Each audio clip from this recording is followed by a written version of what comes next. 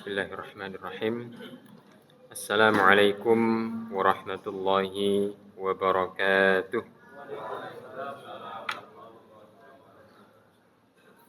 Innal hamdalillah nahmaduhu wa nasta'inuhu wa nastaghfiruh wa na'udzu billahi min shururi anfusina wa min sayyiati a'malina. Man yahdihillahu fala mudilla lahu wa man yudlil fala hadiya lahu. أشهد أن لا إله إلا الله وحده لا شريك له وأشهد أن سيدنا ونبينا محمدا عبد الله ورسوله اللهم صل وسلم وبارك على نبينا محمد وعلى آله وصحبه وسلم تسليما كثيرا أما بعد jamaah salat isya dan salat tarawih Masjid Al-Ikhlas yang semoga senantiasa dimuliakan oleh Allah Subhanahu wa taala. Alhamdulillahirrabbilalamin. Kita tidak henti-henti memanjatkan puji syukur kehadirat Allah Subhanahu wa taala atas limpahan karunia, hidayah dan taufiknya kepada kita, sehingga tidak terasa kita sudah masuk di Ramadan ke pinten iki? 8 nggih. Kroso napa mboten? Alhamdulillah, semoga Allah menerima ibadah puasa kita dan segala amal soleh yang telah kita laksanakan, dan semoga Allah tetap menjaga keistiqomahan kita di sisa Ramadan yang ada. Jamaah yang dirahmati Allah Subhanahu wa taala, esensi utama puasa itu terletak pada sabar. Esensi utama puasa itu terletak pada sabar. Kenapa bisa demikian? Karena ada kesamaan definisi antara puasa dengan sabar. Puasa itu secara definisi, kalau antum belajar fikih mazhab manapun pasti sama ini definisinya. Definisi puasa secara bahasa itu adalah imsak. Imsak itu artinya menahan diri. Bahasa Jawanya ngempet. Sabar itu ternyata juga sama. Sabar itu artinya menahan diri. Maka esensi utama dari puasa itu adalah menahan diri. Semakin sering kita berpuasa, semakin pinter kita menahan diri.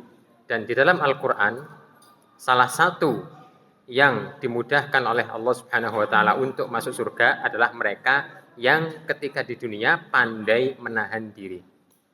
Allah mengatakan فَأَمَّا مَنْ خَافَ مَقَامَ رَبِّهِ وَنَهَى النَّفْسَ عَنِ الْهَوَى فَإِنَّ الْجَنَّةَ هِيَ الْمَأْوَى. Jadi orang masuk surga itu kuncinya dua. Satu, takut kepada Allah. Yang kedua, menahan diri dari mengikuti hawa nafsu. Puasa ini melatih kita sabar, menahan diri. Baik, jamaah yang dirahmati Allah Subhanahu wa taala, menahan diri atau sabar itu konteksnya apa? Para ulama kita itu menggolongkan ada 3 macam kesabaran. Yang pertama, sabar ketika menjalankan perintah atau menjalankan ketaatan. Menjalankan ketaatan, menjalankan perintah atau menjadi orang baik itu butuh kesabaran. Gini mboten. Kadang menjadi baik dalam waktu cuma beberapa saat itu tidak sulit. Tapi menjadi orang baik sampai kita berjumpa kepada Allah Subhanahu wa taala itu butuh energi sabar yang luar biasa besar. Menjalankan ketaatan di lingkungan yang kondusif itu juga jauh lebih mudah dibandingkan dengan menjalankan ketaatan di lingkungan yang tidak mendukung, bahkan mengucilkan orang-orang baik. Ini butuh energi sabar yang luar biasa besar. Sebagaimana contoh begini. Misalkan ketika antum dari kecil terbiasa memegang nilai-nilai kejujuran. Terbiasa untuk memegang amanah. Itu satu hal yang harus dipegang kuat. Tidak bisa ditukar dengan harga berapapun. Tapi ternyata qadarullah, Allah takdirkan antum bekerja di lingkungan yang menormalisasi kebohongan. Bekerja di institut penegak hukum misalkan yang menormalisasi korupsi, suap dan lain sebagainya. Maka disinilah kesabaran kita diuji. Apakah kita tetap memegang nilai-nilai kejujuran ataukah kita ikut arus? Bahkan terkadang di lingkungan seperti itu, orang yang tetap lurus itu biasanya akan dikucilkan. Maka benar. Jadi ketika sebuah institusi itu sudah rusak, malaikat pun masuk situ bakal menjadi setan. Bagaimana bisa malaikat tiba-tiba berubah jadi setan? Karena energi kesabarannya itu tidak banyak. Tetapi kalau energi kesabaran kita banyak dan terus kita tumbuhkan, insya Allah di lingkungan seperti apapun, malaikat tetaplah malaikat, tidak sampai berubah menjadi iblis. Maka perlu di sini kita punya energi sabar yang luar biasa. Salah satunya sabar untuk menjalankan perintah, sabar untuk tetap menjadi orang baik. Yang kedua, sabar di dalam menjauhi larangan atau sabar di dalam menjauhi kemaksiatan. Kita tentu berharap dijauhkan oleh Allah Subhanahu wa taala dari godaan-godaan kemaksiatan. Tetapi seandainya sewaktu-waktu Allah menguji kita, mengalami satu kondisi di mana maksiat mudah kita jangkau di depan mata, tanpa resiko, tanpa effort, dan tidak ada satupun orang yang tahu. Disitulah kesabaran kita diuji. Sebagaimana Nabi Yusuf alaihi salatu wassalam menjangkau kemaksiatan saat itu bagi Nabi Yusuf sangat mudah sekali. Tanpa effort, minim resiko, nggak ada orang yang tahu. Tapi beliau berhasil menunjukkan kesabarannya untuk tetap berkata tidak kepada kemaksiatan. Inilah energi kesabaran yang kita butuhkan juga. Ketika kita menghadapi godaan untuk berbuat maksiat, ketika kita menghadapi godaan untuk menyimpang dari jalan kebenaran, maka energi sabar ini yang membuat kita tetap teguh untuk mengatakan tidak. Saya tidak akan pernah dekat-dekat pada kemaksiatan, meskipun gampang dijangkau, terkesan tanpa resiko, dan lain sebagainya. Itu sabar yang kedua. Dan sabar yang ketiga, yang insya Allah akan kita bahas pada kesempatan yang mulia ini, yaitu sabar ketika menghadapi ujian dari Allah Subhanahu wa taala.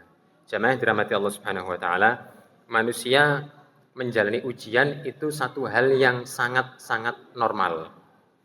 Kalau manusia hidup tidak diuji, maka ada dua hal yang perlu dicurigai. Jangan-jangan bukan manusia, atau jangan-jangan sudah tidak hidup lagi.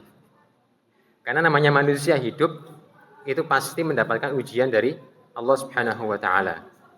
Bahkan ujian ini itu belum tentu tanda Allah itu lagi murka.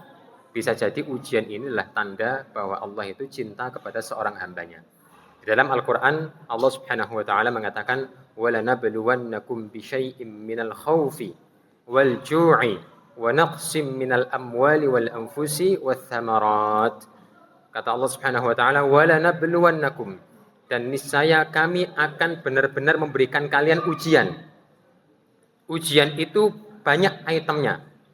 Di antaranya satu, minal khaufi, diuji dengan rasa takut. Tapi ada kabar baiknya. Allah Subhanahu wa taala dalam ayat tadi mengatakan bisyai'in. Ternyata ujian yang Allah hadirkan untuk kita itu sebetulnya syai' itu dalam bahasa Arab menunjukkan sesuatu yang sedikit, bukan banyak. Jadi ujian seberat apapun, percayalah bahwa itu sebetulnya sedikit.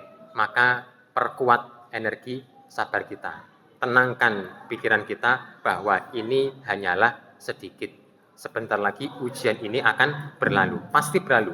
Tapi yang terpenting bagi kita bukan pasti berlalunya, bagaimana sikap kita, bagaimana mentalitas kita selama menghadapi ujian itu. Itulah yang kemudian dinilai oleh Allah Subhanahu wa taala. Kalau berlalu pasti berlalu. Tapi bagaimana kesabaran kita? Itu yang menjadi nilai di sisi Allah Subhanahu wa taala. Jadi sedikit. Apa yang diuji? Apa bentuk ujiannya? Pertama, minal khauf. Rasa takut. Pasti siapapun yang hidup itu mengalami rasa takut. Takut apapun, apakah karena keamanannya, takut akan masa depannya, takut akan masa depan keturunannya, takut akan nasibnya nanti, segala macam. Itu semua bentuk ujian dari Allah Subhanahu wa taala. Bahkan orang soleh pun itu merasakan ketakutan yang mungkin ketakutan itu tidak kita rasakan. Itu yang pertama, minal khauf. Kemudian yang kedua, al-ju'. Ju' itu adalah rasa lapar. Itu pasti akan menjadi ujian dari Allah Subhanahu wa taala untuk kita. Harga bahan pokok melambung tinggi. Sementara penghasilan kita tidak cukup atau terpaksa harus mencari penghasilan tambahan untuk sekedar memenuhi kebutuhan pokok. Kalau tidak, maka kita harus berhari-hari menahan lapar. Itu sudah biasa. Itu ujian dari Allah Subhanahu wa taala. Bahkan nabi, para nabi dan orang-orang soleh itu menghadapi ujian dari Allah Subhanahu wa taala yang mungkin bisa dibilang lebih parah daripada kita. Bukan berarti nabi itu tidak mampu. Jadi nabi itu hidup prihatin, seorang nabi, para nabi-nabi Allah itu hidup prihatin bukan karena tidak mampu, tapi karena pilihan. Beda dengan kita, hidup prihatin karena memang tidak mampu. Tapi kalau para nabi hidup prihatin bukan karena tidak mampu, tapi karena pilihan. Baik, itu bentuk ujian yang berikutnya. Wal-ju', rasa lapar. Kemudian yang berikutnya, wa naqs. Naqs itu kurang. Kurang apa? Minal amwal, kurang harta. Penghasilan kita yang tadinya cukup, aset kita yang tadinya cukup, tiba-tiba terjadi inflasi. Tiba-tiba terjadi krisis.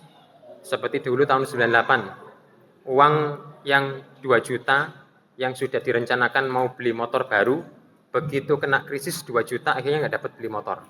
Semua harga melambung tinggi. Naqs minal amwal. Atau dipecat dari pekerjaannya, di PHK dari pekerjaannya, atau sulit mencari kerja. Naqs minal amwal, kurang harta. Atau penghasilannya biasanya cukup, tiba-tiba pengeluarannya membengkak. Karena sebagian dari anggota keluarga ada yang tertimpa sakit keras misalkan, sehingga harus memakan biaya banyak untuk berobat. Itu semua ujian. Minal amwal wal anfus. Ujian berupa kekurangan jiwa. Jiwa kita diuji, tertekan, depresi. Itu ujian. Wathamarat, dan kekurangan buah-buahan. Kekurangan buah-buahan ini bisa berarti buah dalam arti yang sesungguhnya, bisa berarti adalah usaha kita, bisnis kita. Bisnis yang sudah dibiayai cukup besar, memakan investasi yang cukup besar, tiba-tiba tidak menghasilkan return on investment yang seperti yang diharapkan. Itu juga ujian dari Allah Subhanahu wa taala. Manusia hidup itu pasti menghadapi ujian. Apa langkah yang paling tepat dan paling benar buat kita? Yaitu adalah menjadi orang-orang yang tetap bersabar. Bersabar itu adalah menahan diri. Biasanya sifat manusiawi, refleks gitu ya. Ketika kita menghadapi kondisi tidak nyaman, apalagi sampai tertekan, biasanya akal sehat itu akan sedikit tertutupi. Sehingga yang ada, kita akan berusaha apapun, bagaimanapun caranya agar keluar dari kondisi terhimpit ini. Apapun caranya. Itu kalau tidak sabar. Sabar itu menjaga akal sehat kita tetap waras. Tetap menjaga nilai-nilai kebaikan. Tetap memperhatikan hukum halal dan haram. Tetap memperhatikan mana yang terpuji dan mana yang tercela.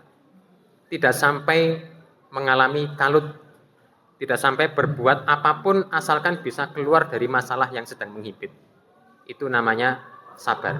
Dan yang paling penting, sabar itu sebagaimana dalam ayat berikutnya, alladzina idza asabathum musibatun qalu inna lillahi wa inna ilaihi raji'un. Yaitu orang yang ketika mendapatkan musibah dia mengatakan inna lillahi wa inna ilaihi raji'un. Tapi masalahnya para jamaah dirahmati Allah Subhanahu wa taala, ini bukan sekedar perkataan. Ini bukan sekedar perkataan, tapi pernyataan yang berawal dari pengakuan. Pengakuan atas apa? Pengakuan bahwa kita ini milik Allah. Apa yang kita miliki itu semua juga milik Allah. Maka terserah Allah ketika Allah mengambil apa yang kita punyai. Kita dulu lahir di dunia nggak punya apa-apa, betul? Bahkan baju satu pun tidak punya. Kemudian Allah berikan kita banyak hal. pakaian, tempat tinggal, kendaraan, aset dan lain sebagainya. Lalu ketika Allah Subhanahu wa taala menghendaki sewaktu-waktu mengambil, maka supaya tetap mental kita terjaga kesehatannya, ya sudah, kita legowo, kita ridho. Itu semua milik Allah. Bahkan nyawa kita pun, diri kita pun milik Allah. Suatu saat, cepat atau lambat, pasti akan kembali kepada Allah. Jadi untuk apa kita pertahankan? Untuk apa merasa semua itu milik kita? Maka semua kembalikan kepada Allah Subhanahu wa taala, dan dengan itu membuat mental kita tetap sehat. Maka jemaah dirahmati Allah Subhanahu wa taala, ada beberapa hal yang harus kita pahami bagaimana agar kita energi sabar kita tetap besar. Karena orang sabar itu mendapatkan keuntungan di dunia sekaligus keuntungan di akhirat. Di antara keuntungan di akhirat yang akan Allah berikan pada orang-orang yang sabar, orang yang sabar itu diberi pahala berapa kali lipat, Pak? Pahala orang sabar itu 10 kali lipat, 100 kali, pinten? 1000 kali? Ternyata bukan. Pahala orang sabar itu unlimited. Allah Subhanahu wa taala mengatakan, "Innama yuwaffas sabiruna ajrahum bighairi hisab." Jadi orang-orang bersabar itu pahalanya dipenuhi oleh Allah Subhanahu wa taala bighairi hisab, dengan tanpa hitungan. Artinya orang bersabar itu adalah pahalanya unlimited. Jadi sabar itu ibadah yang pahalanya besar. Ini keuntungan yang akan kita dapatkan ketika di akhirat nanti. Maka jangan sampai energi kita, bahan bakar sabar kita habis. Terus perbarui, terus isi agar kita mendapatkan pahala yang unlimited di sisi Allah Subhanahu wa taala. Itu yang pertama. Yang kedua, para jamaah dirahmati Allah Subhanahu wa taala, sabar itu sesungguhnya menumbuhkan kepribadian kita, memperbaiki kualitas diri kita. Semakin kita sabar, mental kita akan semakin tangguh, bukan semakin drop atau semakin loyo. Kepribadian kita pun juga akan semakin bagus. Iman dan takwa kita itu akan semakin baik di sisi Allah Subhanahu wa taala, bukan malah sebaliknya. Itu dengan sabar. Dan yang berikutnya, sabar itu satu-satunya cara agar mental kita tetap sehat di tengah himpitan ujian yang datang terus dari Allah Subhanahu wa taala. Mungkin sebagian ada orang bilang begini, lek ono masalah ora usah dipendem, kok dadi stres. Mungkin apa mboten? Maka di sini perlu kita pahami bahwa sabar dengan memendam masalah itu berbeda. Kalau memendam masalah itu berdiam diri karena tidak mampu untuk menemukan solusi. Tapi kalau sabar tetap berupaya untuk menemukan solusi, tapi menahan diri untuk tidak melakukan hal-hal yang dilarang oleh Allah Subhanahu wa taala dan menyerahkan semuanya kepada Allah Subhanahu wa taala. Maka berbeda antara mendem masalah dengan sabar. Kalau mendem masalah itu lama-lama menjadi depresi, penyakit. Tapi kalau sabar, maka mental kita justru akan semakin sehat. Semakin bijaksana, bukan malah semakin stres. Kalau mendem masalah di kemudian hari pasti akan meledak. Tapi kalau sabar di kemudian hari nggak akan terjadi ledakan. Barakallahu fikum, itu yang bisa saya sampaikan pada kesempatan malam hari ini. Semoga puasa kita juga sekaligus melatih kesabaran kita dan meningkatkan derajat kita di sisi Allah Subhanahu wa taala. Aqulu qauli hadza wa astaghfirullah li wa lakum innahu huwal ghafurur rahim. Wassalamualaikum warahmatullahi wabarakatuh.